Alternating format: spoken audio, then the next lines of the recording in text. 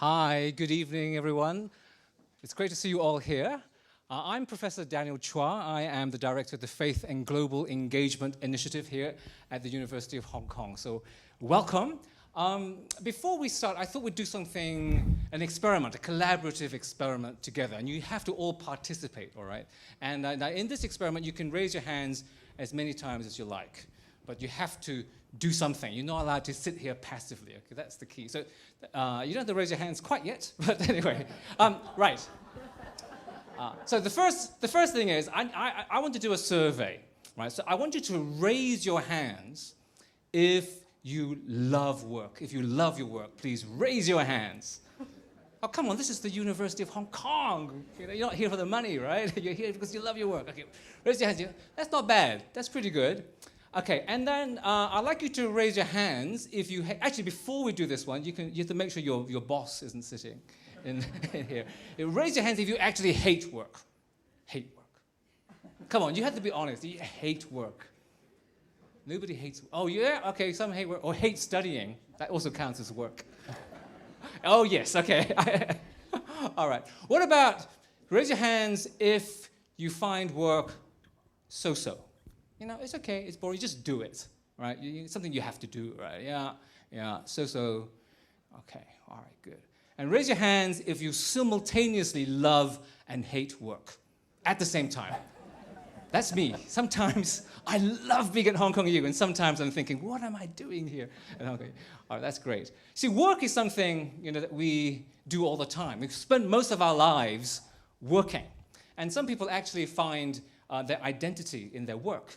And other people find meaning in their work, or work is the cause of their sense of meaninglessness. And if you're lucky and young enough to be part of the millennial generation, then you know that you're living in the age of meaning, and you're looking for meaningful work that would contribute to society in some form. Now, given that work is so important, it's funny that we seldom really think about it very seriously.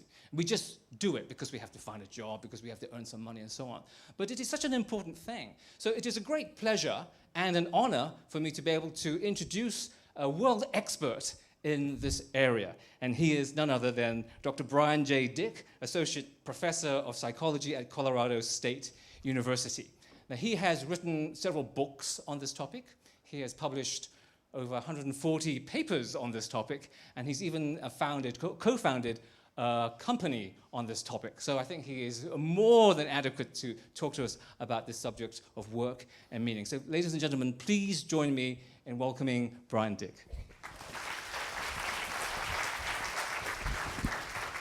Thank you. Well, thanks everyone for coming out tonight and spending some time with us. I thought I'd start by talking a little bit about this guy. Do you recognize him? This is Sigmund Freud. He's the most famous psychologist in history, and he's famous for saying all kinds of really outlandish things and a few really wise things too. One of the wise things that he said was this: love and work are the cornerstones of our humanness. Do you agree with that? Love and work are the cornerstones of our humanness. I'm going to spend most of our time tonight talking about work. But I thought I'd start by talking about love, and romantic love in particular, because there are a lot of university students here, and I know how much university students appreciate receiving unsolicited dating advice. So here goes. Now, do you recognize this? This is a famous Rorschach inkblot test. So the test itself consists of 10 cards, and a psychotherapist would show a psychotherapy client each of these cards and ask them to describe what they saw without censoring themselves. It's an ambiguous stimulus, and your response to it is thought to reveal something about the inner workings of your psyche. So what do you see here? Do you see a sadistically smiling wolf? Or do you see a pelvic bone? Or maybe two flying monkeys tearing apart a small child? Well, whatever it is you see, that's thought to reveal something about what's going on in your subconscious. Now, I show this because I'm going to talk to you real briefly about what to do on a first date.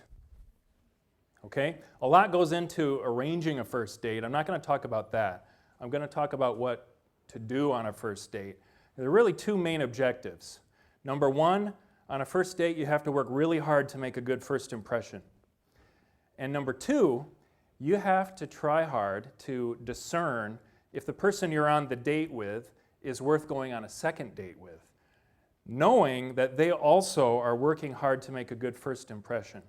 So this is very complex. Now, it would be useful if you had a tool like a Rorschach, where you could give them something that would reveal some important information to help inform this decision. I don't, however, recommend administering a Rorschach on a first date, unless you're both psychology majors, in which case maybe it would be a fun activity. No, you need another ambiguous stimulus. So here's an ambiguous stimulus. If you could have any superpower, what would it be? So try asking this question on a first date. Now I know what you're thinking. You're thinking, if I asked a question like this, I no longer would be trying very hard to make a good first impression. And that is correct. But if you let a little bit of your inner nerd bubble to the surface and ask a question like this, the response you would get would make it worthwhile, because you would get key insights into the inner workings of the person that you're on the date with. Now, what follows are untested hypotheses. Okay, so if at some point at Hong Kong University you have to design an independent study for psychology or sociology or something like that, I would invite you to try some of these out and then gather your results and email them to me so I have something to substantiate what I'm about to tell you. If you could have any superpower, what would it be? Now, if you ask this question and the person who you're on the date with begins talking about superhuman feats, physical feats, like leaping tall buildings in a single bound, or the superhuman strength of Incredible Hulk, then you're on a date with someone who is clearly either very athletic or conversely not at all athletic, and they're trying to compensate for that. Okay? This is valuable information. Now, if a person responds by talking about superpowers that involve controlling the elements, like magnetism, or the weather, like storm, then you've got someone with a very high need for control, kind of a God complex. All right? And this is really important to know in someone who you might be starting a relationship with. Okay? Very important red flags. Now, if a person talks about changing shape, like the atom, or sorry, changing size, like the atom or a Colossal Boy. Do we have any Colossal Boy fans in the audience? Americans don't know who the Atom or Colossal Boy are either. It's like from the 1940s, but anyway. Or if a person talks about changing shape, like Mr. Fantastic, or worse of all, taking on the form of other people, like Mystique, then you've got someone who's obviously very insecure, not comfortable in their own skin, someone who is going to be very high maintenance. This, too, is very valuable information to know on a first date. Now, if a person talks about superhuman speed, like you would get with the Flash or Dash, then you've got someone who's conveying information about what they expect from the relationship, about its pace, and so forth. So that's also very valuable information. If a person says X-ray vision, I think it's probably pretty clear what motivation lies behind that particular superpower. Now, all of these superpowers that we've talked about so far have been negatives. They've been things that are not so desirable in people who you might be starting a relationship with. But it's not always that way. If a person talks about Batman, this is a little bit different because, as we all know, Batman didn't actually have real superpowers. He had a huge bank account, many years of advanced martial arts training, and access to really amazing gadgets, but no actual superpowers. That means that he is an overachiever, and the person that you're on the first date with also then is likely an overachiever. But of course, You already knew that because after all, this person is on a first date with you, right? I'll be here all night, everybody. Okay, all right. Now, I start with the superhero metaphor because I think it's a powerful one when we think about our work. Here's another superhero. This is Peter Parker. Yes, I know it's not the updated Andrew Garfield Peter Parker. I prefer the Tobey Maguire one. But you know this story. Peter Parker was kind of a nerdy high school kid, and interested in science, took photos for the school newspaper, and then one fateful day on a class trip, he gets bitten by a radioactive spider. And very quickly he gets home and he notices some very amazing changes. He has this physique that suddenly looks like he's been working out incessantly for months. He has this uncanny spidey sense. He can scale walls vertically. Suddenly webs start shooting out of his wrists. It's amazing. And he has these really unique gifts. And part of the story is him figuring out, I have these gifts now. What am I going to do with them? Now, Peter did have some options. He could have gone into the rest of his life as a supervillain. But let's just assume that, just like all of you here, Peter didn't lie awake at night wondering how he could cause widespread human harm. He considered other options. In the original comic book, Peter inked a deal with a TV studio and shot a pilot in which he used some of his skills for a TV show. In the film, he entered the wrestling ring. I think he had to last 3 minutes in order to get $300 or something like this. And if you can scale a cage like he could here, maybe this is a reasonable course of action. But you know how this story unfolds. Peter's Uncle Ben ends up getting murdered, and Peter keeps thinking about his Uncle Ben and his words of wisdom. And you remember his very famous lesson for Peter. Peter would always remind himself, with great power comes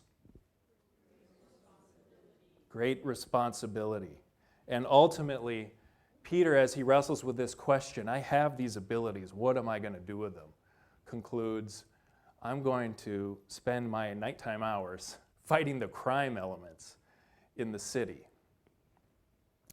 In a sense, all of us are superheroes because, like Peter, you have gifts that are unique to you, and you have to wrestle with this question. I have these gifts. What am I going to do with them? What am I going to do with them? You've got options, and you have to ultimately decide a path that's going to allow you to express those gifts, hopefully in a way that contributes something of value to the world around you. Now, all this is linked to this idea of a calling. Now, the concept of calling is an interesting one. It's one that's it's got a very long history, but it's one that's become quite mainstream, at least in the United States, which is where I live and work. We see this in a number of places. One of them is Monster.com, still one of the world's largest online job boards. It had as its tagline for a time, your calling is calling.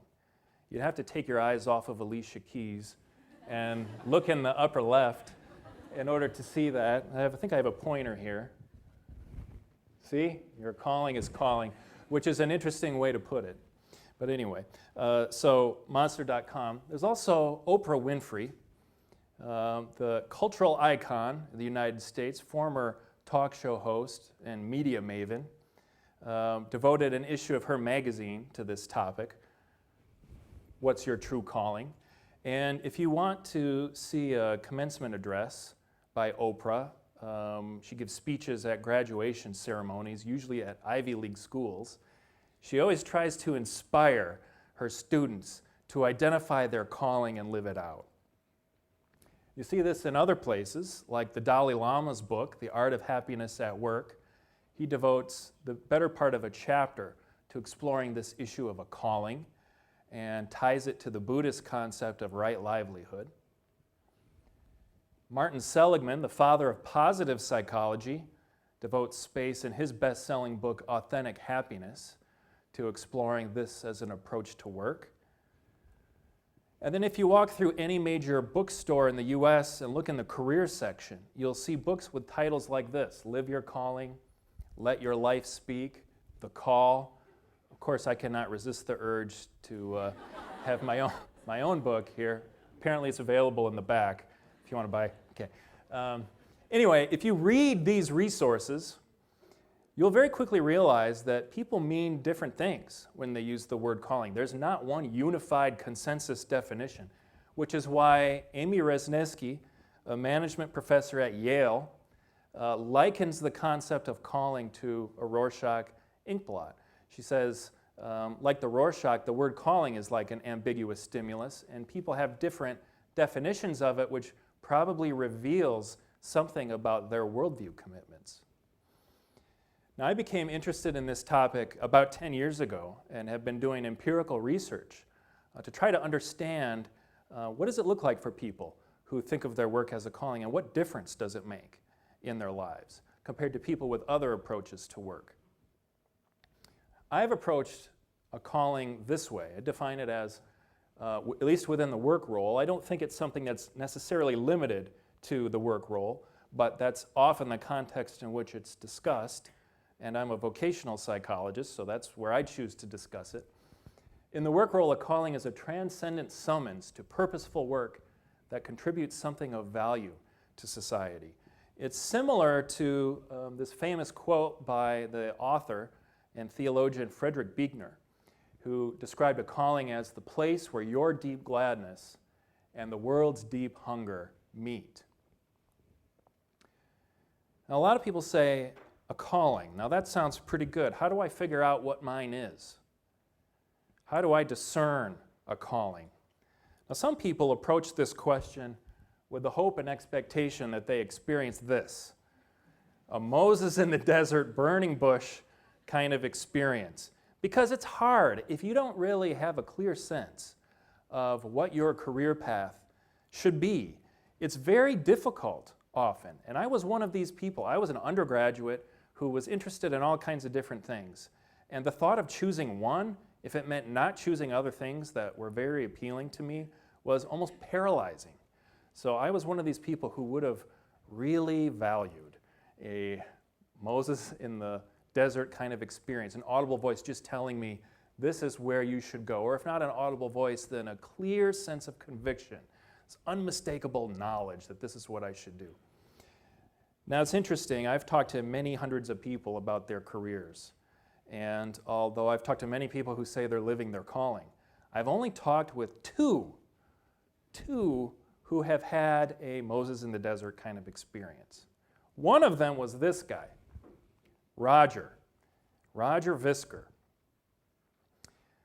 Interestingly enough, he wasn't someone who was struggling with career decision-making. He was actually well established in a career. His whole life, from the time he was a child, he wanted to be a police officer. Everything about law enforcement just seemed to resonate with him. The badge, the uniform, the car, the feeling they must get from preserving the peace. He just loved this, and so he pursued a career as a police officer, went to college, got a degree in law enforcement, ended up getting a job in the police department in Kalamazoo, Michigan, which is where I grew up. This is where I met Roger. And Roger, very quickly on the police force, he rose up the ranks. He was promoted rapidly. He was widely acknowledged as an excellent police officer. He had this knack for de-escalating tense situations. He had this perfect balance of firmness and fairness. He was good at what he did, and his supervisors acknowledged it and his peers acknowledged it. That's kind of hard to pull off. Anyway, one day he was having breakfast on a Tuesday morning in September, and he heard a voice. He heard a voice. I said, "What do you mean you heard a voice?" He said, "I heard a voice. I looked across the table to see if someone was there. No one was there."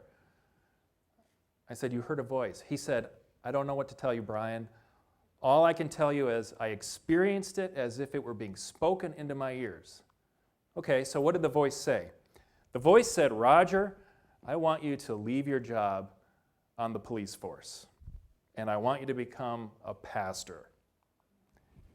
I'm pretty certain Roger has never worn one of these, but I was in need of a visual aid. Anyway, the voice then said, here is the name of the person who I want to replace you on the police force.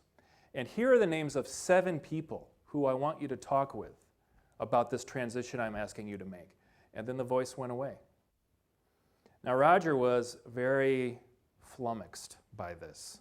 He was upset. This was not what he was expecting and not really what he was hoping for. But he had to make sense of it. So he drove to the precinct that day, to his office, kind of wandered around in a daze, avoided eye contact with everyone, and then drove back home for lunch, where he saw his wife, and he talked to his wife, and he told her this story. I think he was hoping that she would say, well, you know, we tried that new restaurant last night, and you remember what the food was like, and I think you might be having some kind of reaction to it. Or maybe you got a little bit too close to the evidence from that LSD raid. But what she said was, if this is what we're supposed to do, we'll figure it out.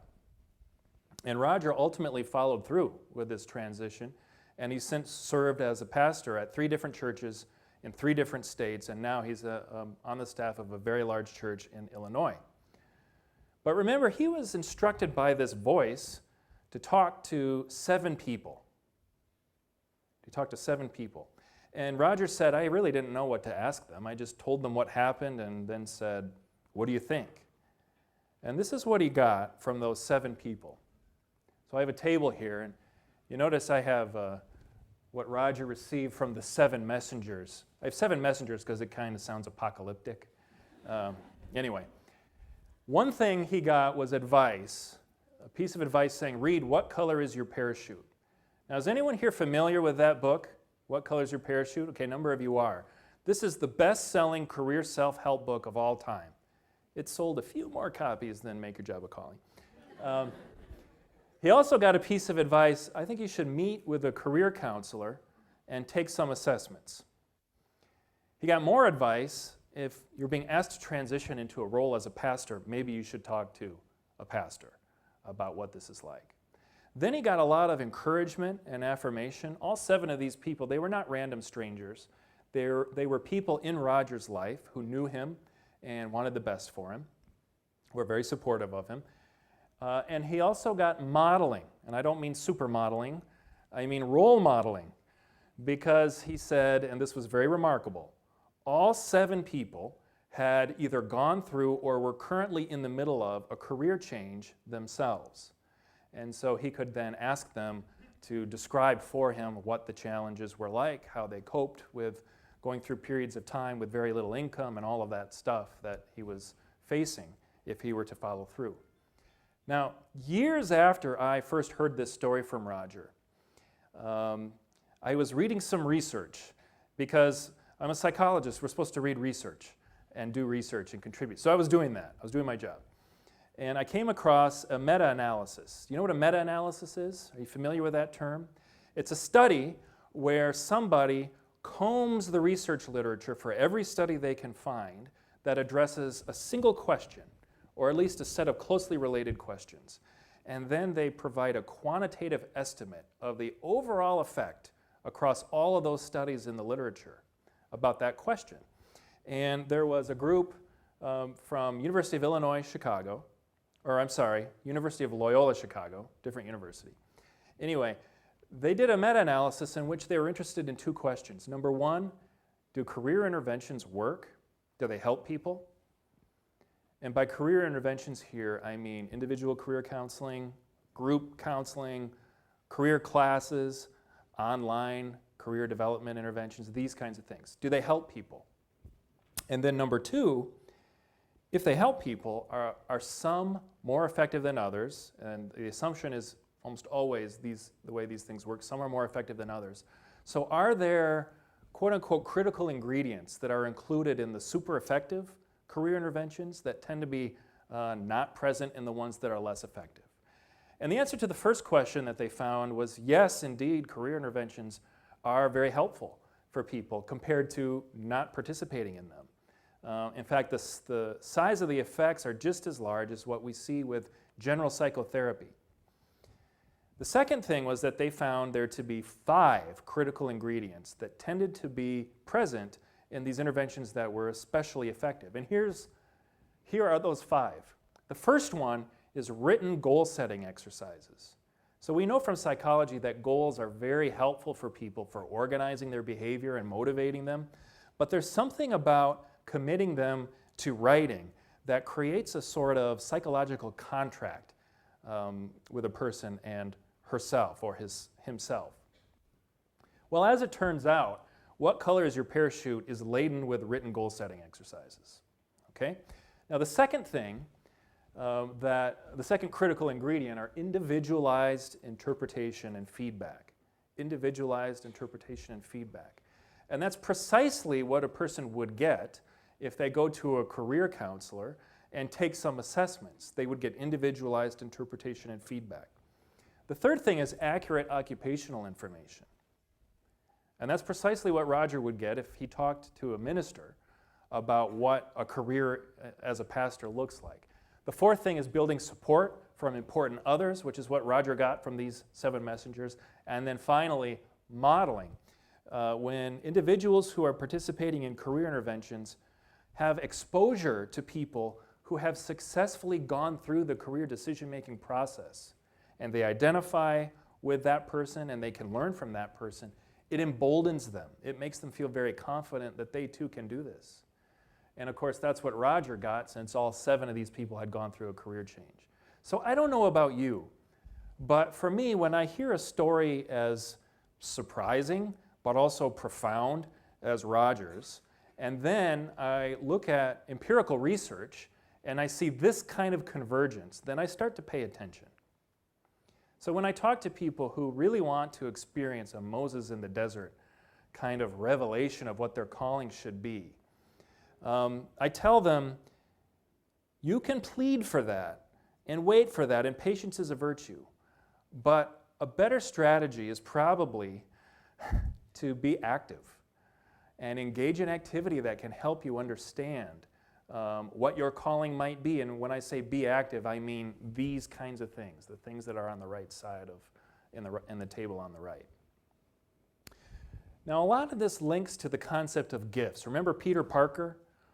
I have these gifts. What do I do with them? That ends up being a pretty powerful way to understand what type of career path we're best suited for.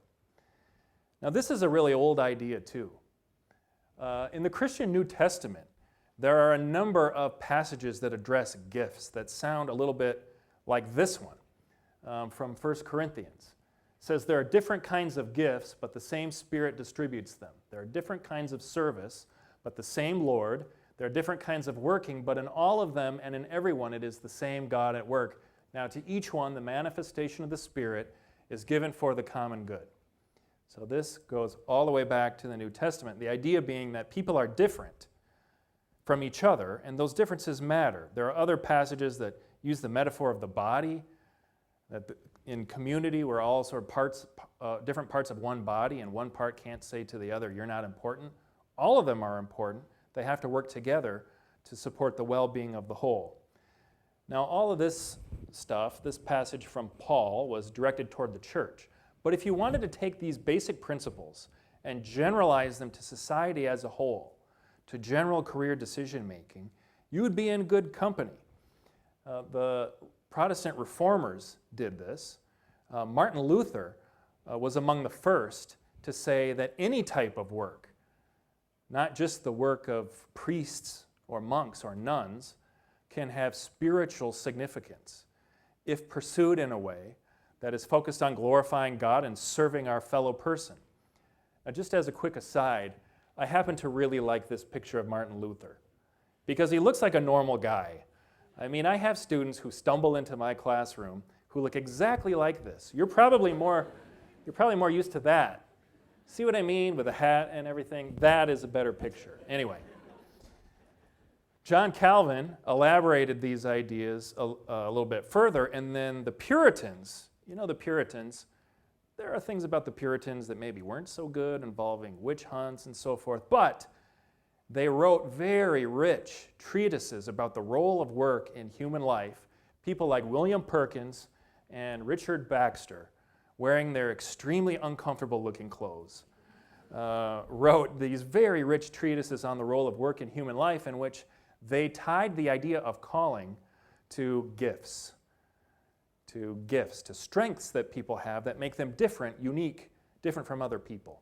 One way of discerning callings, they taught, was by looking at your gifts. Just so you don't think this is exclusively a Protestant phenomenon, Pope John Paul in the early 1980s wrote an encyclic in which he drew many of these same conclusions. And like I said before, the Dalai Lama, in tying these kinds of concepts to the Buddhist idea of right livelihood, ends up being on pretty much the same page. Now I should pause here and talk a little bit about this guy, Frank Parsons. Has anyone ever heard of Frank Parsons? Of course, Phil Wu in the back knows who Frank Parsons is, but when I talk to Americans, they don't know who Frank Parsons is either. He's a very obscure person in history. But if you've studied career development, you've heard of him because he's widely regarded as the father of vocational guidance. Frank Parsons, the father of vocational guidance. Now, it is actually tremendously ironic that Frank Parsons is the father of vocational guidance if you knew about his own career trajectory. Frank graduated at age 18 from Cornell University. It's an Ivy League school with a degree in engineering. That's pretty impressive. And then he got a job with an engineering firm, but there was an economic downturn, and the company that he worked for failed, so he lost his job. He had to find something, so he latched on as a laborer in a steel mill. Now that's really hard work, and he wasn't the most strapping young lad, and so he hated that job, and he quit as soon as he could. He retrained as a public school teacher and got a job teaching in the public schools in Boston, and then became active as a school teacher in the local literary society. Now, some friends of his from the literary society said, "Frank, you are a very skilled debater. You should consider a career in law." So he said, "Okay," and he prepared for the bar exam. In those days, that's really all you had to do, was prepare for the bar exam and pass it. He passed it, but he worked so hard in preparation for the bar exam that he developed some kind of illness. It's not really clear from the history what all it consisted of, but because of that illness, upon medical advice, he moved to New Mexico, a desert region of the United States, to, quote, live in the open for 3 years. I have no idea what this means or consisted of, but that's what he did, lived in the open for 3 years. Then he moved back to Boston, got a job with a law firm, and then moonlighted as a lecturer at Boston University School of Law. Now, I would have liked to sit in on that interview. "Okay, Mr. Parsons, it looks like there's a little bit of a gap here. For the last 3 years, what were you doing in New Mexico?" After that, he decided he would become politically active, and he ran for mayor of Boston. And he lost with less than 1% of the vote. Decided he would move to what is now Kansas State University in a very rural part of the United States, where he taught social science and was fired after 3 years because he got in some disagreements with his administrators. Finally, he moved back to Boston and persuaded a wealthy philanthropist to fund the Vocation Bureau of Boston. This was a social service in Boston's North End that was designed by Parsons to provide services, job training and career decision-making services, to some of the immigrants in Boston who were underemployed and as a result idle and getting into lots of trouble. Now, the Vocation Bureau opened in January of 1908. Frank Parsons presided over the opening, but then 6 months after that, he developed an illness. And 3 months after that, he died from a kidney infection. This, friends, is our father of vocational guidance. His own career path can only be described as a chaotic pattern of trial and error, and his actual experience providing vocational guidance consisted of a grand total of about 6 months. But Frank did a lot of writing, and after he died, his friends gathered some of his writings, published them in a skinny little book called Choosing a Vocation. And buried in that book is what has become a very important quote for people who study career development. And the quote goes like this: "In the wise choice of a vocation, there are 3 broad factors. Number 1, a clear understanding of all of these different aspects of yourself. Number 2, a knowledge of all of these different aspects of the world of work. And number 3, true reasoning on the relation of these 2 groups of facts." And of course, that's where the rubber hits the road. But it's this very deceptively simple 3-part model. Understand yourself and how you're unique. Understand opportunities that are available or potentially available to you in the world of work. And then number 3, try to make a match. Now, this idea is embedded in this concept of gifts as described in the New Testament. It was developed by Puritans and agreed upon by the Pope and the Dalai Lama. It's stated very succinctly here by Frank Parsons, our ironic father of vocational guidance. And I should tell you that researchers have investigated this for the better part of 4 decades. They've looked at this idea of fit. How well does the degree of fit between a person and their work environment, how well does that predict outcomes, like how satisfied people are?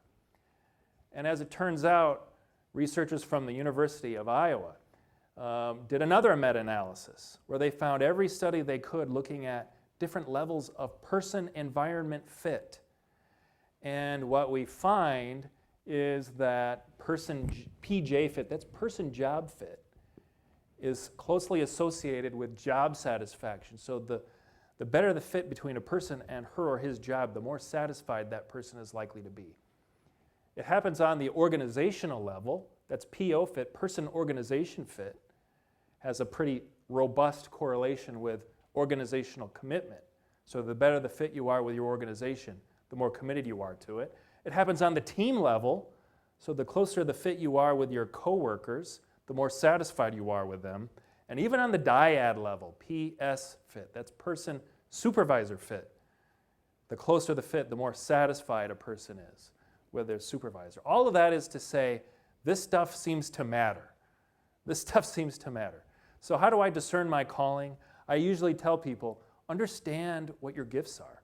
Understand what makes you unique, what you've been entrusted with in that sense, and figure out opportunities and needs in the world that you might be best suited to address.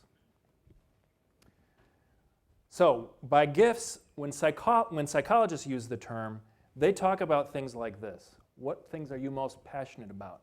That refers to your interests. What things are really important to you? That refers to your work values. What things are you unmistakably good at? Okay, we're talking about your strengths, your abilities. And then how do people experience you, right? What's your personality? What are your traits, your general tendencies and ways of behaving? When you look ahead, what opportunities will best permit you to be who you are, to express your gifts, and what needs in the world are you best suited to address? That harkens back to that Buechner quote, "A calling is a place where your deep gladness and the world's great hunger meet." Okay, so what's so good about having a calling? I'm telling you how to discern a calling, but do you really want to do that? What difference does it make for people who have a calling? Now, this is a question that psychologists get excited about, because if a calling is something that we can actually measure, then we can use the methods of science to come up with answers to this question, right? Of course, in order to do that, you have to come up with a way of measuring a calling. And actually, in my lab, we've done that. The Calling and Vocation Questionnaire. This is the measurement model. I will spare you the technical details involved in scale development, but I did want to at least have the measurement model on the screen because it has a certain symmetric elegance, doesn't it? Don't you think it's aesthetically pleasing? I could just stare at it. I have a picture of it in my living room. No, I don't, but I could. If you colored it, it would look very beautiful. Okay. So what difference does it make? Well, as it turns out, people who score high on the measure that we developed of a sense of calling, and there are a number of others in the literature, people who score high on these also score high on other measures of related variables that tell us things about the difference that it makes. So as it turns out, people with a calling are more confident and comfortable in their career decisions. They're happier at work than people with other approaches to their work. They're more committed to their careers. They're more committed to their organizations. They put in more effort at work. And not only are the benefits that are associated with a sense of calling, not only do they occur in a work environment, but also people who approach their work as a calling say that their lives are more meaningful. Their lives as a whole are more meaningful than people with other approaches to work, and they're happier with their lives in general. So a sense of calling seems to make a difference, or at least it's associated with all kinds of beneficial characteristics for people. Now, an interesting twist in the last few years, researchers have noted that it doesn't seem to really only be about having a calling. You have to actually find opportunities to live it. These are not the same thing. It's actually possible to identify a sense of calling, to perceive one, but yet, for whatever reason, not be in a position where you're living it out. And when people have measured both of these things, they find that the positive and strong relationship between having a calling and well-being, when they statistically account for living a calling, that relationship goes away. Just meaning to say that the relationship between having a calling and well-being, one reason that it's there is because many people who have a calling find opportunities to live it. And when they're living it, they tend to be doing pretty well in terms of their well-being. Now, a lot of the research I just shared with you comes from samples collected within the United States, right? But in the last few years, there has been a global effort to conduct research on calling within other countries. Now, this is very new. Actually, research on calling itself is very new within psychology. But within the last 5 years in particular, we've seen at least a dozen additional countries. Researchers are collecting data there. So, for example, US, but also Australia, Canada, China, Germany, India, Israel, New Zealand, Romania, South Africa, South Korea, Zambia. And there's at least one study that included an internet sample with people representing about 70 nations. I know for a fact there also has been data collected on calling within Hong Kong, and soon to be, or maybe in the process of, Indonesia, and soon these will be published, and we'll talk about that also. What's interesting about research on calling in these different national contexts is that thus far, the similarities seem to be more striking than the differences. For example, a group of researchers in China tried to construct a scale to measure a sense of calling with Chinese college students, and they found that the best fitting measurement model had 3 dimensions. What were those dimensions? A guiding force, a sense of meaning and purpose, and altruism, or some kind of pro-social orientation. Now, I saw this and I was kind of excited because these are the same definitions that are embedded in the same dimensions that are embedded in the definition that orients my work related to this topic. Transcendent summons, guiding force toward purposeful work, meaning and purpose that serves the greater good, altruism. So there's a lot more research that's needed, but so far I think it's provocative to see this kind of convergence even across cultures. And of course, Viktor Frankl is famous for arguing that the search for meaning is a human universal. And to the extent that approaching one's work as a calling is an attempt to experience meaning, it's perhaps unsurprising that we see this kind of convergence across different cultures. But what if I make the wrong choice and miss my calling? Some people think this way, like a sense of calling is something that you can get wrong. This is actually related to the concept of the soulmate. You identify with this romantic concept of the soulmate? Maybe there's one person out there for me in this world, probably another student at Hong Kong U. And if I miss this person and make the wrong choice, I'll be doomed to a life of misery. Well, some people think about this as a calling. If I make the wrong choice, I choose the wrong major, or I take the wrong job, then I'm kind of screwed. And I'll be stuck in this, this place doing this drudgery kind of job and be miserable, and maybe there's something else that I just totally missed. That's conveyed in this obituary that was published in The Onion. Now, The Onion, if you're not familiar with it, is a satirical newspaper in the United States. I have to say that it's satirical because just to convey that it's all fake news. It's fake news that's designed to be funny. Okay, so this is not real. But it conveys this idea. Okay, so Nancy Hollander, 97-year-old dies unaware of being violin prodigy. Usually if you read The Onion, all you need to read is the headlines. That's the funny part. You don't really have to read the article. But this one, it's worth reading some of the text. So, Rockford, Illinois, retired police office branch manager Nancy Hollander, 97, died at her home of natural causes Tuesday after spending her life completely unaware that she was one of the most talented musicians of the past century and possessed the untapped ability to become a world-class violin virtuoso. This is kind of depressing. She is survived by her family, all of whom will forever remain oblivious to the national treasure Hollander would have become had she just picked up a violin, even once. Her son says, "We're really going to miss Mom. She was such a gentle, sensitive, perceptive person," he said, unknowingly outlining qualities that would have infused his mother's interpretation of Mendelssohn's violin concerto with a singular haunting beauty capable of moving the most jaded of souls. Now, does it really work this way? Like, is it possible that inside you is somewhere deep this latent ability that you're in danger of completely missing out on that would make you some kind of international superstar? I don't think so. I don't think it works that way. Partly I don't think so because a sense of calling is not really something that you find in the end. It's something that you build. It's something that you create.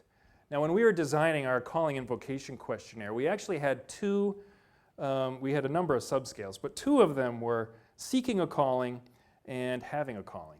The idea is that some people feel that they have a calling. Other people maybe some people feel they have a calling, they know what it is. Other people feel like maybe they have a calling, but they don't know what it is yet. So they're searching for it, right? And what we thought was that if people are searching for a calling, it's because they don't have it yet. And if they're searching for it and they find it, then they would stop searching for it because now they have it. But then we looked at the correlations between these scales that we developed to measure these things, and what we found was that our CVQ, Calling and Vocation Questionnaire Search Scale, correlated with the Calling and Vocation Questionnaire Presence Scale at a magnitude of 0.77. Now, if you're rusty with your statistics, the highest a correlation can be is 1.0 or negative 1.0, but this is positive, so 1.0. 0.77 is so close to 1.0, it conveys that you're essentially looking at the same construct, right? Now, this was distressing to us initially because we realized that our data failed to conform to our neat logic. But eventually, after feeling sorry for ourselves a little bit, we decided we should approach this like real scientists and try to make sense of it. And of course, it eventually occurred to us that a sense of calling is an ongoing process. It's not something to be found and then possessed. It's not like you lose your keys when you're sitting on the couch and they get buried in the cushions And then you have to dig through until you find it. And then once you find it, you stop looking for it because now you have it. Instead, a sense of calling is an ongoing process. It's this process of always, continually asking yourself, am I doing everything I can do to use my gifts to make a meaningful difference in the world around me? Right? You might come up with an answer to that question today, but tomorrow you ask it anew. Today, is there something else I can be doing that would better allow me to use my gifts to make a meaningful difference in the world around me? Some of this is conveyed in some recent research within management on a concept called job crafting. This is the idea that we are not passive recipients of our work experiences, rather we are active shapers of it. To me, this is conveyed in this person, Maggie Garza. Okay? She's a 62-year-old hospital janitor. Now, I have 4 children, all boys, ages 4, 7, 9, and 11. Our house is always trashed. But anyway, when the third one was born, we were in the hospital, and our favorite person very quickly became Maggie Garza. She was the custodian who was assigned to our room. She had a job description that consisted of cleaning surfaces, mopping the floor, emptying the garbage, these kinds of things. But she was our favorite person because she seemed to experience genuine joy upon interacting with our baby. She also expressed what seemed to be genuine empathy toward my wife, who was still experiencing the lingering pain from childbirth. She would share with us about her family, and we felt a kind of kinship with her, a bond. Now later, as I was walking around the floor, because if you're in the hospital for several days, you get bored. I was walking around the hallways.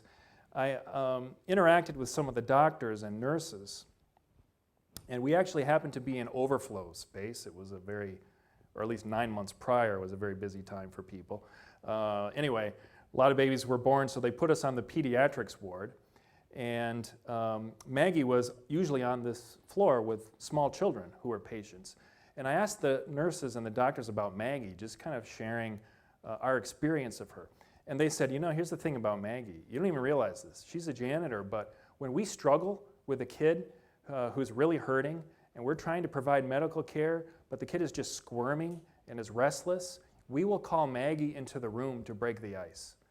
And she will crawl around on the floor and purr like a kitten, and the kid starts laughing, and the parents start laughing, and there's a lighter environment, and now everyone can provide high-quality health care. That's job crafting, because that's not part of her job description. But relationships are important to Maggie, and not only that, when I talked to her about her work, she said, my job is providing health care. I'm a janitor, but I see how the work that I do connects to this broader purpose, this mission that the hospital has of helping sick people get well. Now, I don't know about you, but when I encounter people like Maggie who clearly derive all kinds of meaning and purpose from her work, but who are in a role that, frankly, very few people grow up aspiring to fill, right? I ask myself, what does that mean for me? What does that mean for me in the work that I do? And what does it mean for us in the work that all of us are preparing for? I'm going to end this way with this very simple anecdote. I did not write it. I did write it, but I did not invent it. It goes like this. 3 workers were breaking up rocks, and they were asked to describe what it was they were doing. And the first one said, I'm making little ones out of big ones. And the second one said, I'm making a living. And the third one said, I'm building a cathedral. And that's really the question I want to leave you with. What cathedral is it that you're building? What cathedral is it that you're building? If you're able to articulate how the work that you do connects to a broader sense of purpose and meaning, then you will personally experience purpose and meaning. Thanks very much. And if there's time for questions, I think there is. Yes. Yeah. Yes. Thank you very much, Bryan. That was Yeah. fantastic. Thank you.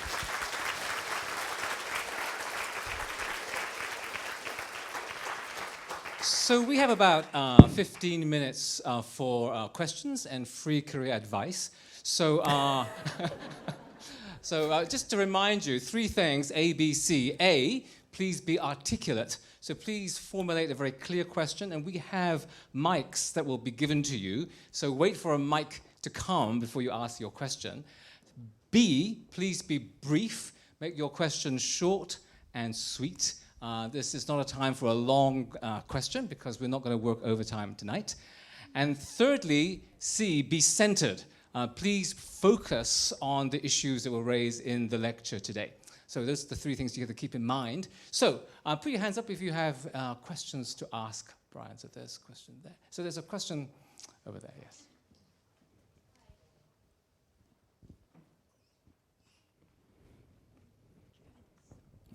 Hi. Hi. You mentioned that among other nations, they're doing similar research more recently, and they're finding similar, results to what you found. Yeah. But from experience with other people, especially in Hong Kong, where there are a good number of expats, taking, say, what you've been doing in one country and then transferring to another has been found to not exactly be the same fit or the same amount of job satisfaction. So I was wondering what your thoughts were on, like, what are the causes and what could be done to, adjust? Okay, well, I will say, although the similarities are more striking than the differences, is how I put it. That's not to say that there aren't differences. In an earlier sample using a qualitative approach with Chinese students, there was a comparison made between them and American students. American students tend to bring up religion when they respond to this question about calling. Chinese students didn't do that hardly at all. Instead, they were more likely to refer to a sense of duty, which was something that Americans didn't really talk about too much. So even though at the level of these broad themes there were a lot of similarities, there were still some differences. So I wouldn't say there are no differences. I expect, especially across countries with collectivist values, you may see a greater emphasis on kind of the more pro-social aspects of this, and within countries with individualist values, you might see a greater emphasis on personal meanings. But your question about transferring type of work from one country or context to another, and that being disruptive for people, just highlights a bigger point, which I didn't really have time to get into. It's the idea that the fit is dynamic, it's not static. So even something that might be a good fit at one point in time, there's no guarantee that it's going to maintain its status as a good fit. In fact, if there was any kind of guarantee, it's that it would likely change and fluctuate a little bit. And to me, that just highlights the importance of having an ongoing process of continually evaluating and crafting your work experience in order to move things into closer alignment. Now, it's difficult and it requires a lot of effort, and it's helpful if you do that in the context of a lot of support, but it is possible to kind of move things into greater alignment when they get out of whack.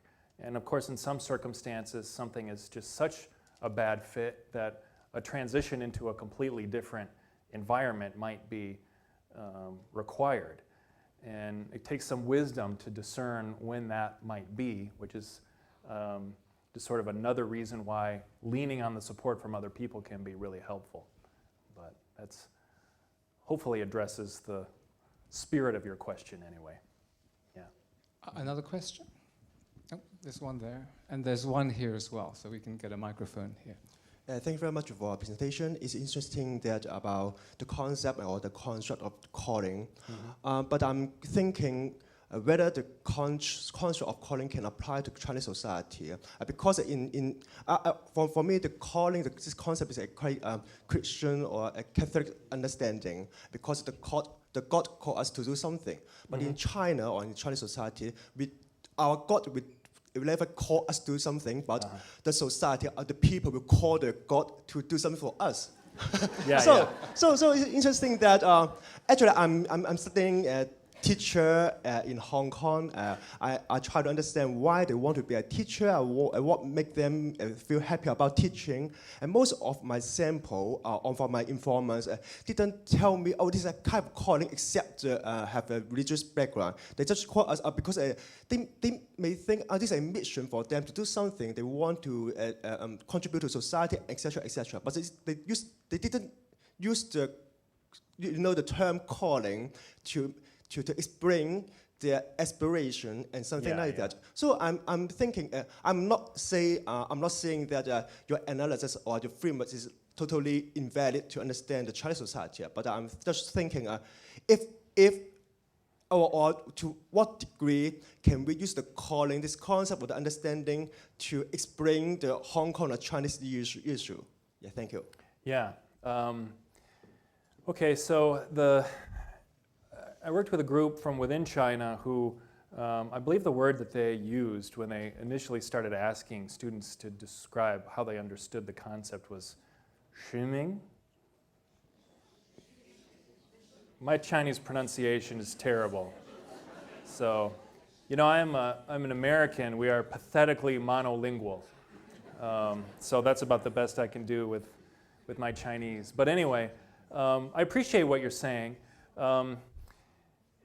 You know, the term calling has religious connotations because it has a religious heritage, I guess. In a sense, it emerged from within a religious tradition. But the concept itself has evolved, and I think it's sufficiently robust that it's not something that's limited to one particular religious perspective.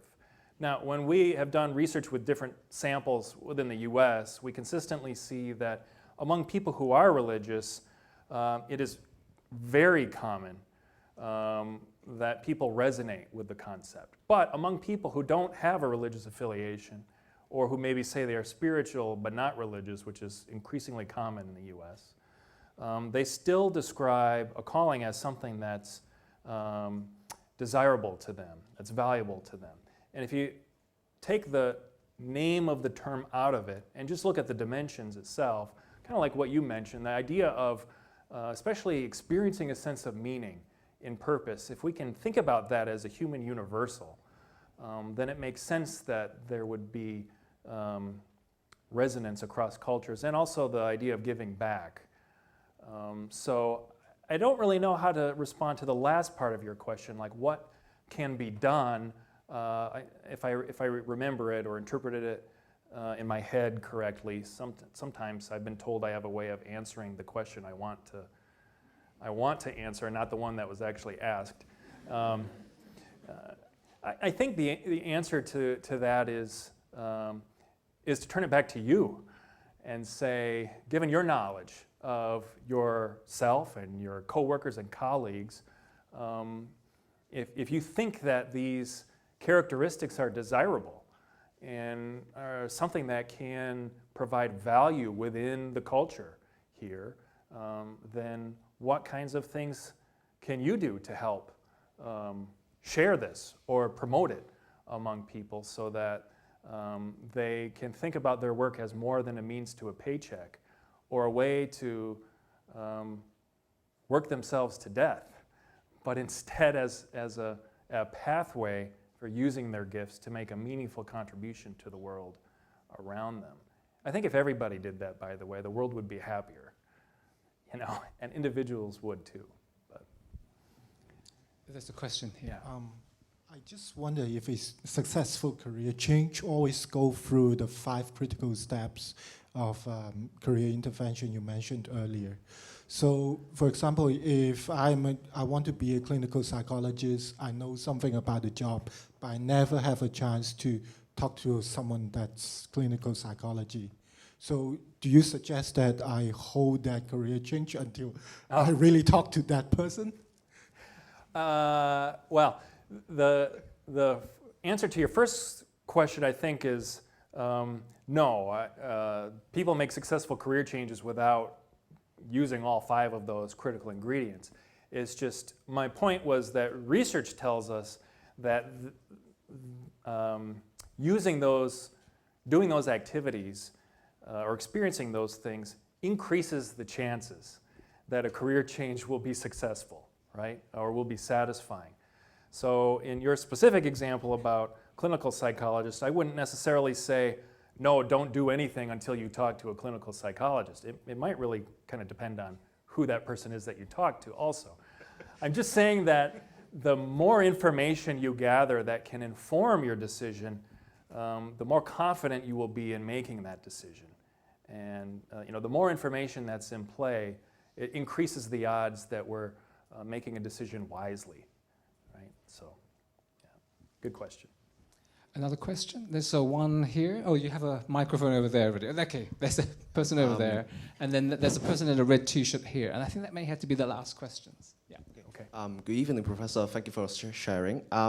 You mentioned earlier on that the pursuit of a calling is actually an ongoing process. Yeah. And according to the formulation of Frank Parsons, it's actually involving the understanding of yourself and the understanding of, well, perhaps the career or the things that you want to do.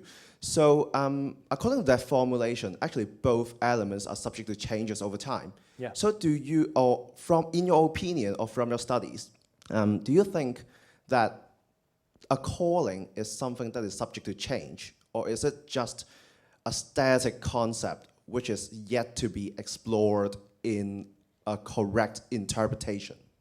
I do think it's subject to change. I think if you talk to people, and I have a PhD student who's doing her dissertation on people who are in the process of making career changes, some of them from what they considered to be a calling at one point to a new pathway that they also considered to be a calling, which is kind of interesting, from one calling to another. I don't think it really makes sense to think of there being one calling in your life that will always be the same and never change. I think the part about it being an ongoing process means there's an openness to experiencing some changes. Now, Parsons, his definition was, in the wise choice of a vocation, there are three broad factors.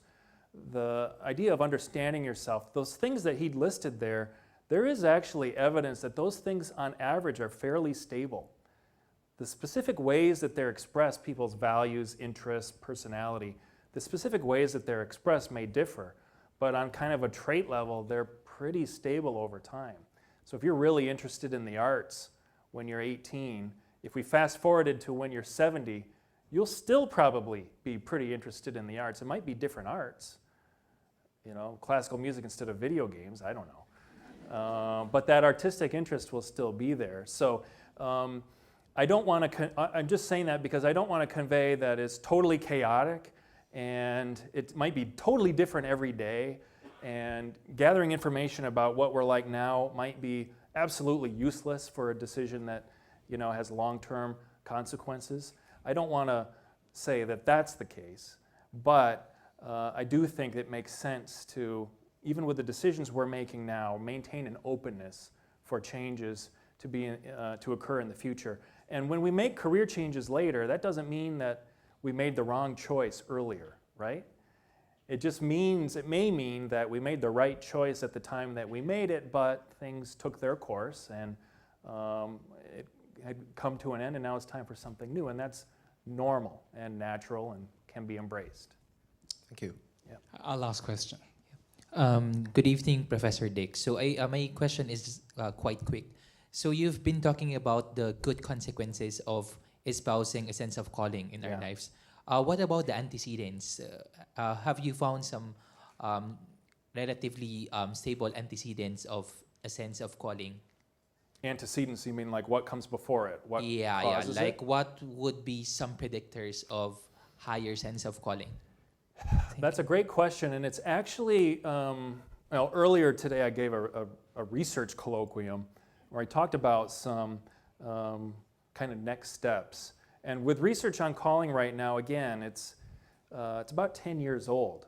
There are about 100 studies. That's a lot of studies, but in the grand scheme of things, it's not really all that many. There's a lot more that we don't know than that we know. And one of the things that, we know a lot about what a calling is associated with, what the correlates are, and there are a few longitudinal studies that show what a sense of calling predicts, but there's really very little on what contributes to a sense of calling, right? So that's something that research needs to examine. Now, I think you can probably think through some things, personal values, and role models, and there are a few studies that looked at what people describe as influences on their sense of calling, but that's something that more research is needed to be able to, for me to be able to answer that with more confidence. Thank you. Yeah. I'm afraid we've run out of time, but before we go, I'm sure we're all very grateful that Bryan has found his calling and has given us such a wonderful lecture. So thank you very much, Bryan. That was absolutely wonderful. Thank you. Thank you.